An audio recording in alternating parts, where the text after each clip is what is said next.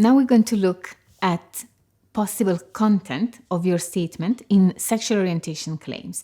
These are just some examples and some questions that you may want to ask yourself when you're drafting your statement. As we said in previous videos, this is your story, and it is very important that you are as open as possible and as detailed as possible. These are some questions that you may want to ask yourself and points to think about when you are preparing your statement in sexual orientation claims. First of all, how do you identify yourself? Are you gay, lesbian, bisexual, or you do not like any of these labels? You want to be identified in a different way?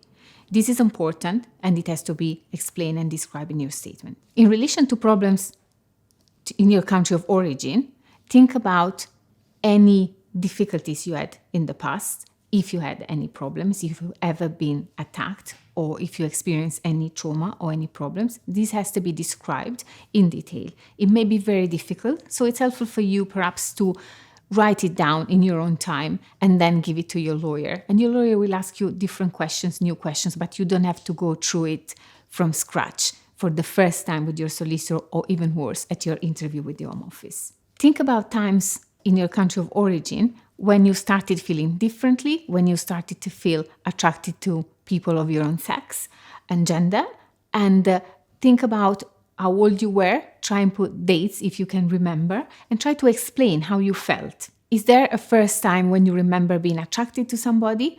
Did you have any experience, romantic or sexual, in your country of origin? If so, try to explain. You do not need to give specific sexual details, of course, but it is important to explain if you had any experience and how old you were and how did you feel. This is your story, so it has to be clear to the Home Office how you realize that you are gay, lesbian, or bisexual. If you had a relationship that doesn't match your sexual identity, for example, if you're a lesbian but you were married to a man, try and explain why this happened. Maybe your sexual orientation was different before, or maybe you were forced to marry somebody in your country. So all these have to be explained. You have to remember that everything has to make sense in the statement, so you have to give the Home Office the opportunity to fully understand your story, and therefore any event needs to be explained clearly. Another question that is worth thinking about is, how did you feel growing up in a country where you couldn't express yourself? And explain, were you able to express yourself in any circumstances? Did you have to hide your sexual orientation all the time? If you've been mistreated in any way, it is important to describe this and to give details. Obviously, it may be very difficult to do that, but it is important that you try, because this is a very crucial part of your case, and it is important to describe any incident. If it's too painful to discuss, talk to your lawyer or try to put this in writing before you talk to anybody about that, because it may be easier for you. In terms of what happened to you in the UK, you can explain if you have been living differently now, more openly in the UK.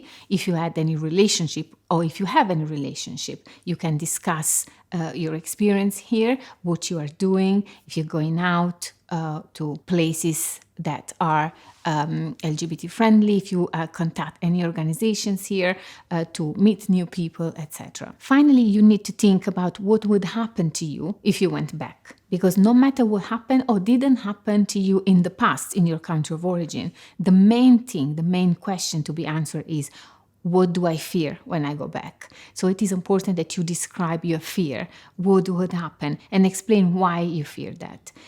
If you come from certain countries, it may be very obvious and well known that LGBT people are mistreated, but still it is up to you to explain in your words what you fear in your country of origin. It is possible that in your country you fear the authorities, or it is possible that you fear someone else, for example, your family.